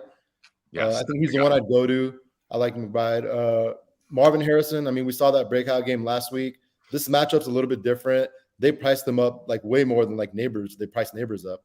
He's priced up there too. There's other receivers I like in that price range. I think the only plays I like from this game are Kyler and McBride. All right. Yeah. I am obsessed with McBride this weekend. There is a sneaky little play here in Dortch. Now, Dortch is listed as questionable for this game. Is he going to play Zab? He's got a hammy. I haven't seen anything that he was out, and I was just kind of looking at updated stuff now. So. They haven't ruled him out. Yeah, he's not out or anything. So I'm gonna tell you that this is gonna lead to something here though with Dortch. Obviously, in the week 1, we saw 8 targets, 6 for 47. Everyone went nuts on him. He went from 3,900 to 4,600. The way to exploit Detroit is in the slot, right? We know that they get just absolutely eviscerated in the slot consistently. Pulling up the numbers here, Cooper Kupp in week 1 went for like $120 on 647 catches with a touchdown, and then Godwin last week had like $120 on 340 catches and a touchdown. So they've been getting torched. Everyone, I think, if he plays, is going to go to cheap Dortch to exploit the slot. McBride is the way you exploit the slot on this team. He is not a normal tight end. He plays about 46% in the slot. So you're looking at the best receiver on the team outside of Harrison, but the biggest body that's going to be the most open, obviously, against a very good defense.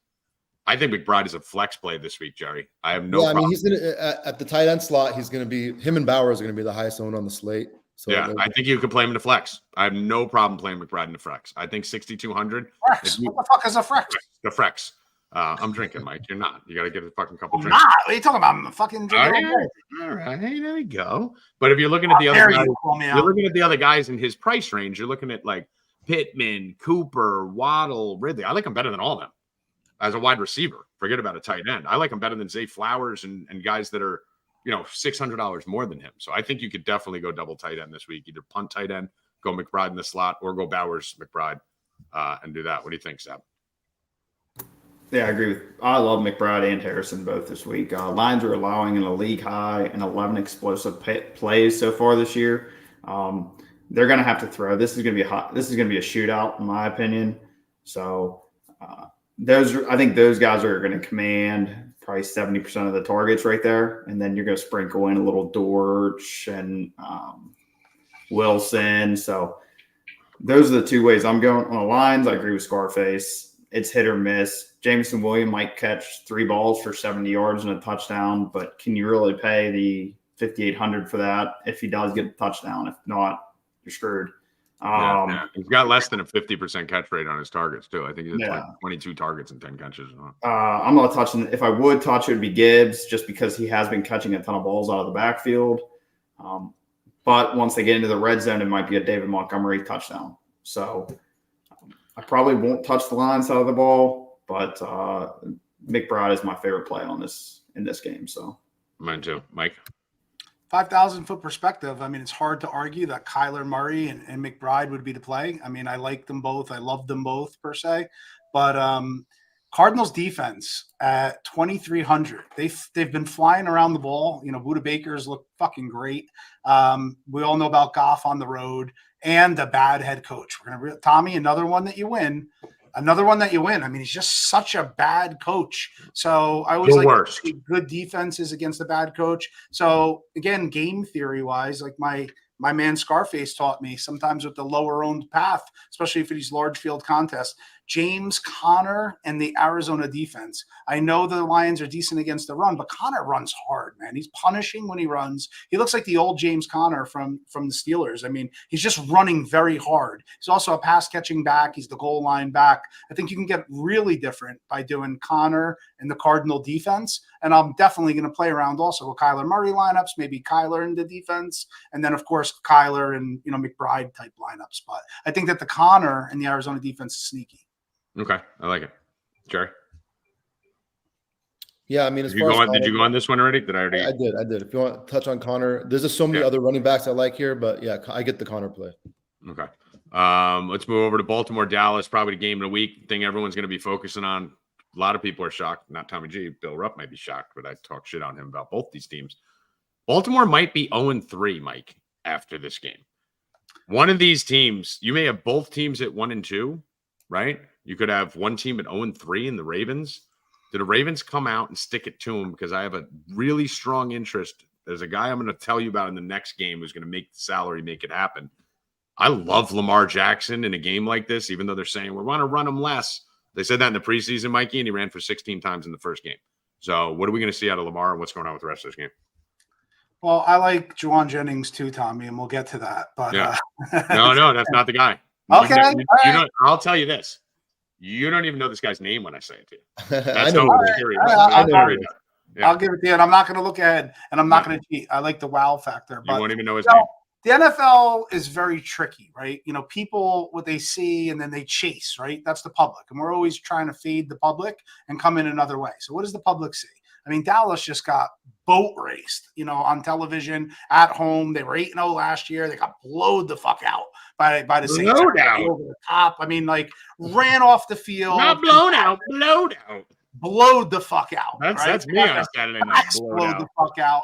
So that's the type of spot that I like to come back, you know, the next week when people might be down on them, you know, and as crazy as it sounds, the Dallas defense wouldn't be the worst choice here. You know, Tommy, I know you mentioned them last week, and of course it didn't come through, but that bounced off it. Not many people will go back to them. I can see them, you know, containing and limiting Lamar, who I love, and it's always tough to bet against them. But if you're forcing them to pass, they just really haven't jived. I mean, they've really underperformed, in my opinion, you know, and then everybody will go to Likely, and then now is it Andrews or Likely?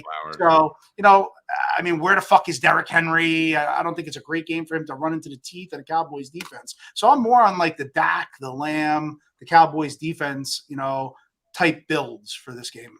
All right. Jerry, last week, I had the luxury of having way too much exposure of CeeDee Lamb 100 yards. So I had CeeDee 100 and a touchdown in multiple. Got to 96. He had 4 for 90 in the middle of the second quarter. Yeah. And he ended 4 for 90 at the end of the fourth quarter. So that was a lot of fun last week, making the greatest call and losing all your shit on it. Yeah, I was on CeeDee too. I mean, what the fuck was that? So again, am I wrong that's a good time to go back to him when people are down? Yeah, no. I mean, he literally blew up and just 4 for 90. How does CeeDee Lamb not catch a pass down 20 the whole game? I just not even happening. Look, with Dallas cannot run the ball. So it's going to be Dak and the passing attack. I mean, I'm going right back to CeeDee here. Baltimore has been getting killed by opposing receivers. Last week, Devontae hit him for 9 for 111. Rashee Rice the week before, 7 for 103. Dak with CeeDee, you know, you throw in like Ferguson or Cooks or even Tolbert. I love the Dak stack right here.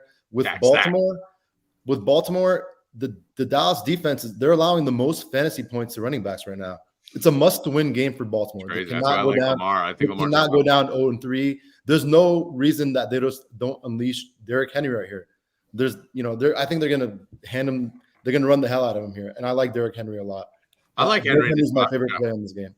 I like him in this spot, but I think honestly, in a must-win game, when you're talking about Lamar Jackson, we saw Kansas City Week 1 national TV starting off the sit. That's a must-win game, right, for Lamar Jackson to make a statement that this is their year. He ran 16 times. This is a legitimate must-win game. 16 times in a loss. Yeah, this is a legitimate must-win. For them to win, they got to run Derrick Henry. This has been right. Yeah, Derrick Henry should get it too. Yeah, but are you worried if they get behind, then you see the Justice Hill? Get behind. That's the thing. Dallas hasn't shown the ability to stay ahead. No, I know. I'm saying if game theory wise, because you also like Dak, you said, right? Listen, the bottom line is this: if the game flow holds up, Derrick Henry's definitely a very good play. Obviously, right? He should get the ball 20 times.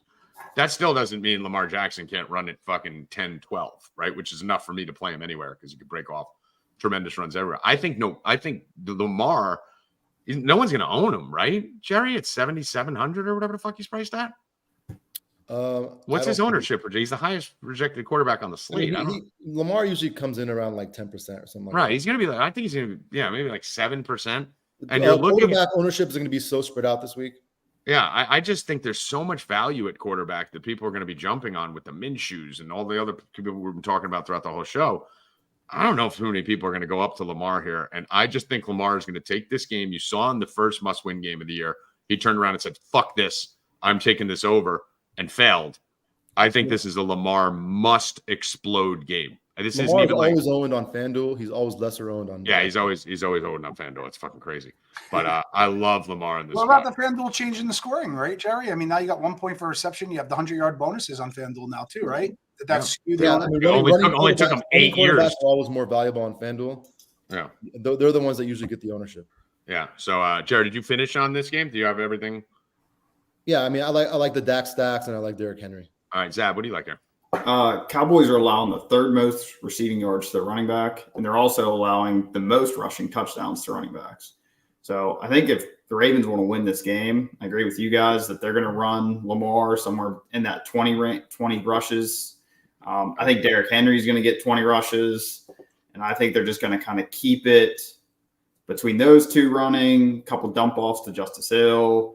You're going to see a little bit of Likely, but more Andrews. Zay Flowers doesn't have a good matchup. I think they're just going to keep it to those 5 players. Yeah, I agree with you. I think they're not really going to spread the ball out a ton. I think they're just going to keep it nice and contained between those. I think Lamar could go for over 100 and a touchdown. Yep. Henry can go for over 100 and a touchdown. I think they're just going to get back to Ravens football, which is running the ball, controlling the clock, keeping the opposing team off, and then just playing tough defense. Yeah. If there's anybody, I would Lamb, but that's it. Cooks, if you want to go a little cheaper option, he could be sneaky. They could bracket coverage a little bit on Lamb and then leave Cooks open. Ferguson's back, but I don't know how much playing time he's going to get coming off that injury. So Cooks would be the only other player on Dallas I would go to. All right. Anyone else have any other take on this game? Yeah, I want to ask the panel. I'll go around. I'll go Tommy, Scarface, and then Zab, and it's just a one-word answer. Just pick the team. By the way, if you guys noticed in the last 2 games of the show, Mike always gets his like audition hosting spot. He like steals it. He takes the strings for like a minute. I like it, Mike. I like it. Go. I don't even know what that means, but I mean, it means at the end of the show, you always go, "Hey, let me just do it," and you take over the the big hosting. goodbye. The big goodbye. No, you do a little audition. Like, let me see how I Audition. I don't need to audition. Yeah, like I'm going to ask you I don't guys. need to audition. People want me. Ask Casey Allen in the chat. All right, starting with Tommy, then Scarface, and then Zab. Who is the better football team, the Ravens or the Cowboys? Tommy. Ravens. Jerry. Ravens. Zab. Ravens. And I agree. So, I mean, I think that plays a big part in it, too. And here's the other thing. Who's the better coach? I think we're unanimously John Harbaugh over McCaffrey. So I do think they both suck. I'm with you on the Ravens. I kind of like that angle now that I'm thinking about it. McCarthy's fucking terrible. So, but yeah, Lamar Jackson's my number 1 quarterback. Going to be playing him everywhere. I think Ham. Like 100 on the ground, 250 in the air, 2 passing touchdowns, 2 rushing touchdowns. I think you're looking at a slate-breaking Lamar game. So you need to at least have him on a lineup if you're doing 3 to 5 lineups. We are going to go to the final game of the slate, San Francisco at the Los Angeles Rams. I was very high on this Rams team last year when Kyron Williams came back. They were playing great. This year, same old fucking Rams. Everyone's hurt. McVay doesn't know what to do in the red zone. Puka's out. Kupp's out. 3 linemen are out. And I think they win this week. I think the Rams beat the Niners this week because as much as they're decimated with Puka and Kupp, Purdy without Debo, his numbers, if you go break down his non-Debo numbers, they're disgusting. And you're taking no CMC, no Debo, and putting Purdy on the road. I think people are going to take San Francisco in Survivor, and I think they're going to lose this game because I think the wide receiving core isn't that bad right now. I mean, for considering your top 2 weapons are out, you're still looking at guys like Robinson, Johnson, Tutu. You know, these are viable guys. But the play of this game, I'll give 1 play, then I'll kick it to you, Jerry. You know who I'm going, Jerry. Say it. Eric Saubert. Nope. Colby Parkinson. Nope. Wow. Mike. Robinson. Nope. Zab. Jordan Whittington. Thank you, dude. This is the fucking play of the day. If you go Thielen Whittington, you have money to fucking burn everywhere because you got $9,000 on 2 guys that are about to catch 7 balls each. You're dying on the hill with Thielen, aren't you? And Jerry, I love Thielen. Whittington, this kid you're going to hear me call him Whittingham all the time. I do it all the time, but it's Whittington. I watched him all the time at Texas. We bet his prop at Texas. We didn't bet a lot of college player props. He was one that we did. This kid is a fucking stud. Preseason first game, 6 for 74 on 9 targets. Preseason second game, 5 for 52 on 8 targets. Led the team in receiving in both games. And he didn't play the 3rd preseason game. Now, why is that important? When you're the 5th or 6th wide receiver on the depth chart, and they're holding you out of the final preseason game, Zab, you're a big preseason game. What does that mean? That means you're locked into a spot. That means they love you, they want you, and they don't want to get you hurt. And he is the absolute natural backup to Puka.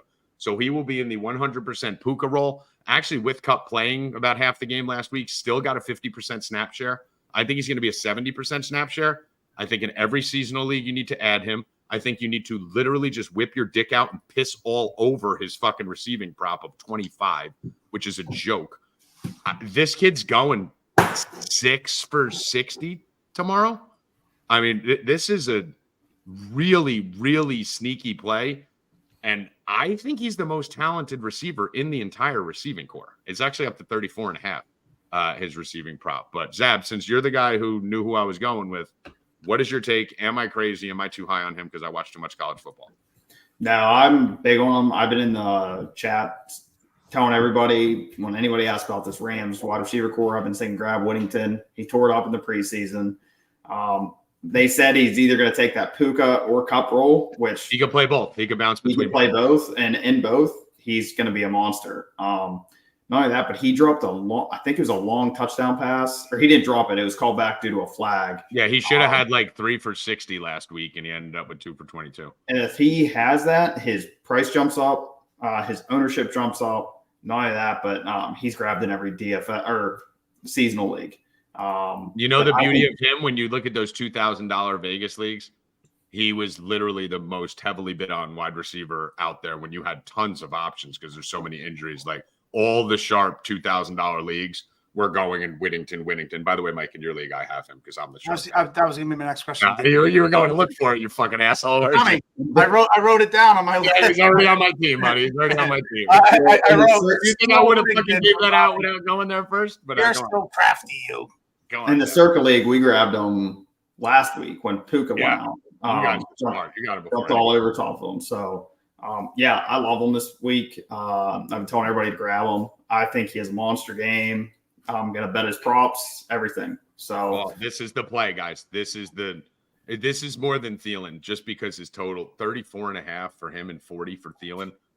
If you just parlay those two together, and then if you just ladder them up 50-50, 60-60, we're going to have a big week on these two players. Trust me. So what about the Niners side? Niners side, I'm going to kick to you guys. I just get my one guy and go to you. So Zab, hit the Niners side. Brandon Ayuk. He destroys this type of coverage scheme. The Rams have been absolutely dreadful against the outside wide receiver. I love Brandon Ayuk. I think I put out his props on Tuesday. I think we got him at over 68.5. I think he's up to around 74.5 now. I'm not too sure. But, we laddered him up the whole way to 100. So he's one of my favorite plays on the weekend. I think he has a big weekend. So. Zab, Bill Rupp's making fun of you in the chat. I know he is. I was laughing. I said, listen, we called Zab onto the show like an hour before the show. We didn't have time to test. He's never done a show with us. Give the kid a break. Zab's awesome, man. Zab's killing it. Stop making fun of him. Zab's killing it right now. I got to ask one question. Did anybody see the Bill Rupp comment from earlier and nobody brought it up about Zab? He goes, I didn't know Zab was a bald Paul Walker. Oh, that's a compliment. I can't believe everybody missed that. I almost brought it up, but it was great. Bill, you're welcome. Fuck you. Wow. Love Bill. Little toy cars, car toys. You can't get a better compliment than that. What about the bald Vin Diesel? There it is. There it is. What about the bald Vin Diesel over here? I'm making a joke. Can you shut up? What about the bald Vin Diesel over here? Scarface. What do you think of this? Horrible joke. I like Purdy here. I think Purdy's going to have a good game. I mean, win or lose, whatever you think, I think Purdy's going to have a good game. And I don't think it matters if Debo's out. I don't think it matters if CMC's out. I don't think it matters if Kittle's out. I like Purdy here. I like Purdy. I love Ayuk. I mentioned that Eric Sauber, min-priced. I mean, I don't know how much he's going to get you, but minimum price. I mean, you want to talk about fitting other pieces into your lineup. I mean, you can't beat the 2,500 right there. We're running out the Thielen, Whittington, Saubert team. I like all those guys too. You're getting Lamar, you're getting Achane, you're getting fucking everything you want everywhere else. Yeah, I don't know if Purdy will be on my main lineups, but I do like him here. Along with your boy Whittington on the other side, I like Colby Parkinson too. Yeah, I mean he was in the same spot last week with Cooper Kupp playing. he was 30% owned. This week he's going to be, half No of one's that. going back to him, man. No, I was going to say no one's going back to him. Everyone got Nobody's going back to him. I like him here a lot. So I mean, Purdy, Ayuk, I love Ayuk, obviously. Yeah. What are you seeing, Jerry? Do you have an ownership projection there for this game on the Rams wide receivers? Can you give us a little rundown on what you're seeing for projected ownership with Parkinson and the receivers? Well, Whittington's going to be like, like you said, what 2-3%, something like that. I think Demarcus Robinson. Whittington's the reason I'm playing DFS this week. Demarcus Robinson, he'll be in like the 7 to 10% kind of range. Ayuk is going to be one of the highest owned. What about Tutu? He'll be one of the highest owned on the slate. Tutu, nothing. I mean, he'll probably be less than Whittington. Yeah, I mean, Tutu. Colby Parkinson's looking only like played 19% 10 to of the snaps. 15% on Colby Parkinson. Stafford 0. Kyron Williams nothing. I mean, listen, his price is too high. I feel like they should have dropped him even a little bit more. Who, Whittington? No, Stafford. You can make a case. Stafford. You can make a case. I mean, we're sitting here talking about how we love Parkinson. We love Whittington. We think Demarcus Robinson's good. We think this game is going to be close. San Francisco's missing all their players. I wouldn't be shocked to see Stafford put a decent performance together. I wouldn't play it on DFS. I'm not going to risk that. But from a prop perspective, his total, yeah, for sure, 215.5. And this is the beauty of this show, and this is the beauty of the new age of DFS. Whereas when we first started Scarface back when we were fucking, youngins in this space in 2015, 16, when you're looking at that, you didn't have a chance to hedge with or pivot over to DraftKings or FanDuel. I can love Stafford's, want to play him in DFS and leave it alone and go bet at 215.5. That is retarded. There are too many good receivers, Zab, on this team still. Demarcus Robinson's viable. We love Whittington and we love Parkinson. Kyron Williams can catch the ball out of the backfield. Why is it 215? Kyron should see some ownership. I'm not going to say he's going to be unowned. Yeah. Like he'll be like 215 is too low for Stafford, I think. Yep. That number's way too low. That's disgraceful. That's disgraceful. So, anyone else have anything on this game? Juwan Jennings. I was trying to say it earlier. I made a bet already. I'm going to post it tonight in the chat. Over 3.5 receptions, I bet. I like him. Last year, when everybody was banged up, he comes in. He's a big, strong, physical receiver. I think he's going to, get a bunch of catches and something to co-sign Tommy's Whittington bet. I was shocked to see. I'm telling you, Jennings is a starting receiver this week with history with the team, 3.5 receptions. Whittington's total's 4.5. So they're expecting, Is it really? It's 4.5 catches? 4.5. I mean, but I'm telling you, Jennings is 3.5. So I think, Tommy, you might be onto something. I'm telling you, he's gonna go 6 for 65. He's getting you 12, 13 points. I promise you that. I hope it makes up for Lazard. I like the Whittington. I'm going to play a lot of Whittington this week. Listen, it makes up for Lazard, but I missed the 1 week on Lazard, right? Like, listen, I'm not up week 1 and 3. He's not somebody. Whittington is not on the team, but I do like him. I'm not knocking it. I'm saying, but I'm going with you again. Is basically my point. Yeah, I was just a week early and a week late on Lazard. That's all. But you think about Cowing. I've seen a little bit of stuff online about they want to get him involved. He's coming back from injury. He might kind of get some action in that Debo role with Jet Sweep. I think he can get some handoffs. I think he could be all over the field. He could be a guy who might get 3 or 4 carries. And we forgot to mention Jordan Mason. Of course, Jordan Mason. Yeah. Jordan Mason. Yeah, that's probably the chalk, right? He's going to be the highest on back.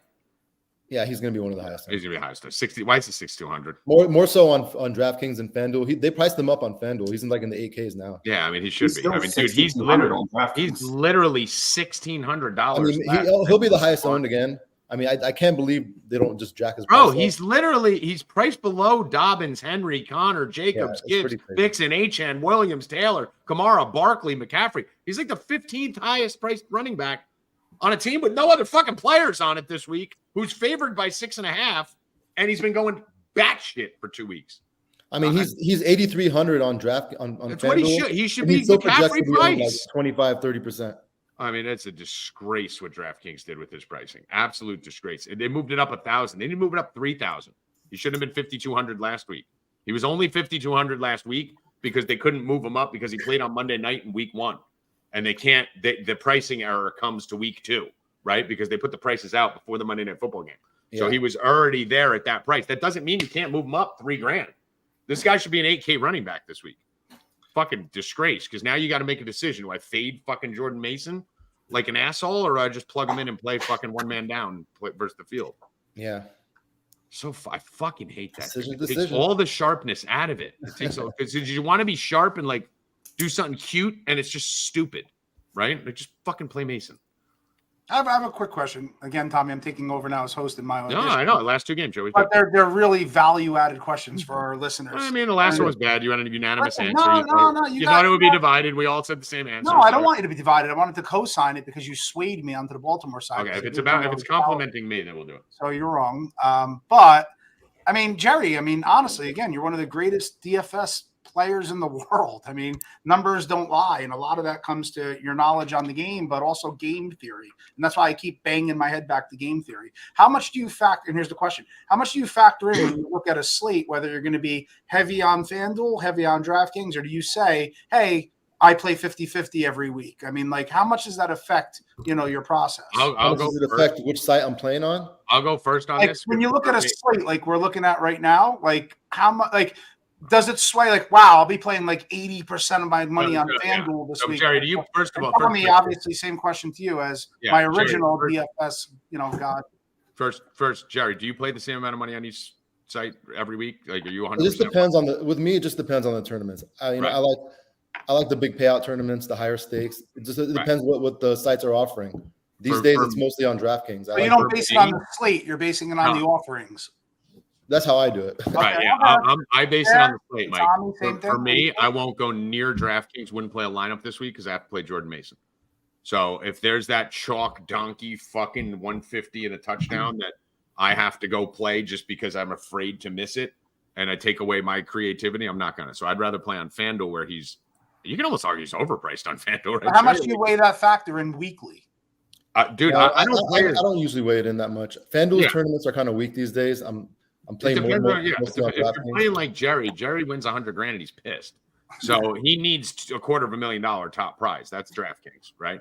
If you guys are regular players you're looking at 3-5 extra money, then you should play on the slate that the guys you like. Make your player pool, build lineups on both sites, whichever site you like your lineup best. Play 70% there, 30% on the other. Yeah, for sure. When I played heavy, that's what I used to do in baseball. I used to literally build my team on both and then see which one I liked better and then make a decision. See, great advice. And I think that's a great value add for our listeners. So, Tommy, do you rescind your comment? Do you give me a No. Listen, whenever you're going to ask me and Jerry to give game theory, it's a great, you can host the whole show because everything's cool. Good. Next week, I'm the host. You heard it. You heard it here first. Oh, you can only ask questions to me and Jerry about how great we are. I want like the debate with Trump and Kamala. I want a mute button for sure. I need a mute button for everyone in this show because Jerry needs to be out of here by 8:00.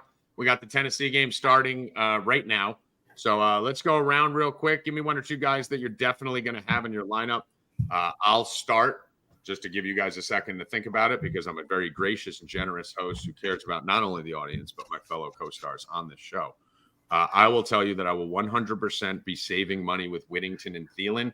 And in return, it's going to get me Lamar Jackson. So I will be Lamar Jackson, Whittington, Thielen, and then probably Achane is going to be on. I have 3 lineups on FanDuel right now. Probably going to have 2 of those lineups with all those guys and all 3 with Whittington, Thielen. I'm dying on that sword. Jerry, give me 1, 2, 3 guys that are going to be on your core lineup. I mean, nothing cute. I love Ayuk. I'm playing him, a lot of him. I love CD. I like Olave. Okay. Zab, give me a couple guys that you would make sure to have in. Well, Scarface took 2 of mine with Ayuk and Olave, but I like Bowers and Whittington. So. Okay. All right. And Mikey? You took mine with Achane. I'm going to be heavy Achane this week, but I also like Shaheed at that price that I mentioned. I like that. I like that Shaheed play. That's a good GPP play there. He's still not going to be owned, right, Jerry? Shaheed? Yeah, I still don't think he's going to be that owned. No, he'll have some ownership. Yeah. Let me take a look. He's 5,300 on DraftKings still. Yeah, that's kind of low. I mean, I don't think I've seen him in the 5. He's never been in the 5Ks for sure. No, he's usually in the 4. He was 4,600 the whole year last year. I played him. He's always in the 4Ks. Yeah. He's going to be owned. He'll be like 15 to 20%. Yeah, I didn't realize he was. I also wanted to double back down on that Arizona defense. I'm gonna have a lot of them, especially at that price point of 2,300, and I could see the Lions like having one of those off games. I mean, listen, we got to start a defense, so let's do it. Let's go through defense real quick. Mike, you're on Arizona defense. You're gonna. I like them as my cheaper option, this week, and then right there in that mid range, like I said, I mean, I don't mind coming back with like a Cowboys play. Okay. Jerry, Sorry, what was the question? defense, whoever fits. Usually whoever fits. I like to go cheap. Yeah, I mean, I like the cheaper defenses. I think Minnesota is a pretty good defense for their price. I kind of like New Orleans at their Bears, price. right? You know, Hurts turns the ball over. They've got a bunch of sacks and interceptions so far. I kind of like the New Orleans defense. Yeah, I do like that actually. I like New Orleans at home. That's a good call. I like that. Yeah, I do like that. I like New Orleans at home because I hate Philly and there's no AJ Brown, so they should try. Yeah, that's actually now my favorite cheap defense. Good call. Zab, anyone you like from defense? Bears defense. Bears is the other one. Richardson's going to make mistakes. So. Yeah, so we got two $2,600 and $2,500 defenses over there, and Mike's $2,300 Cardinals. Bears and Saints, they're right on top of each other. Those would be the two defenses that I'd be looking at to punt on. And then if I'm going up top, I'm not going Browns. I'm not going Raiders. I'm not going Chargers. I'm going directly and beelining to the Tampa Bay Buccaneers. I think this is just Bo Nix is bad at football, like really bad at football. Like you guys are going to realize. I agree. That's the other defense we're talking about. He's not good at football at all. All right, Jerry, final words. Defense. If no Herbert, Steelers defense at $300 more. Don't hate the Steelers defense ever. Yeah. Nope. Jerry. Yeah, I'm going to spend all day watching Whittington now after the whole Whittington talk. Go watch some tape. Go watch some Texas tape. I can't wait to watch Whittington go off. I mean, listen, 17 targets in 2 games. Well, Tommy knows his college players. I mean, basketball and football, you do well with that. So I'm going to be all over those props. Especially when I saw the 4.5 reception prop line. I mean, that's fishy. I'm actually shocked, Mike. I looked at his receiving yards. I didn't even look at his receptions. I can't believe that. 5. That's fishy, right? You need 5. I'm going to slam all these Whittington props. Yeah, dude, slam them. You don't even need to play them in DFS. Just slam his props. But yeah, a lot of alt opportunity there. All right. First touchdown plus 1,700. I like that one. Literally every single thing his name is written on, I'm going to have him. And I'm going to regret this next week when he goes 2 for 20. Zap, final words. Good luck this weekend, and let's make a lot of money. So. All right. Constantino, final words. Zab, welcome to the team. You did a great job. I really you're permanent now, Zab. Yeah, you're permanent. You crushed it. You brought a lot of really, really good takes, and you even swayed me on a couple of my, original ideas. So welcome to the team. And then my final thought is I look forward to hosting next week. All right. You will not be hosting next week unless you're going to ask me questions about how fucking amazing I am. I'll interview you solely as the pre-show. I mean, listen, all you got to do is come on here, Mike, and just blow me. Just No, not in real life. I mean, you couldn't fit my dick in your mouth. Like you should definitely ask me questions about game theory. theory. You're the original. I know. I love it. I'll let you talk all day. You're in the nest of the Meadowlands. We should put if you put up 2 fingers, that means you're going to ask me a question about me. In which case, I'll just mango. What does this count as? That finger is fucking crazy. I don't even fucking know what that fucking thing is. But Zab, Mike said he's going to buy you a new webcam for next week. So appreciate it, Mike. I appreciate you. All right, boys. Appreciate you guys for coming on. Zab, thank you for coming on. You did a great job. Jerry, you did a great job. Mike, you were average as usual. For Constantino, Jerry, Zab, and this fucking weird jump in spot from Trevor, who said Jamar Chase and Amari Cooper are both going to go fucking 2002. I am Tommy G. Read the bottom. Go rewind and look at the bottom. If you want a free day of betting at 4Deep, go to Twitter, DM at 4Deep Wins. 4Deep Wins on Twitter. Just go right free, and we will give you a free day. We're going to get all the bets for baseball, football, and everything that's going on tomorrow. Mike may even send you a pair of his dirty underwear if we have a great day. And if you want to get involved with Jerry over there on Ship It Nation, go over to shipitnation.com. Buy a monthly package. The first week is free. You check it out. See if you want to keep it for the month. They are slaughtering over there. They do a phenomenal job. Promo code's at the bottom. Promo code 4Deep. So free day at 4Deep. Free week at Ship It Nation. We're going to fuck Whittington style. Good luck. Stay cashing, motherfuckers. Let's go! There it is, Mikey. I knew you'd get it. I left it for you. That was nice.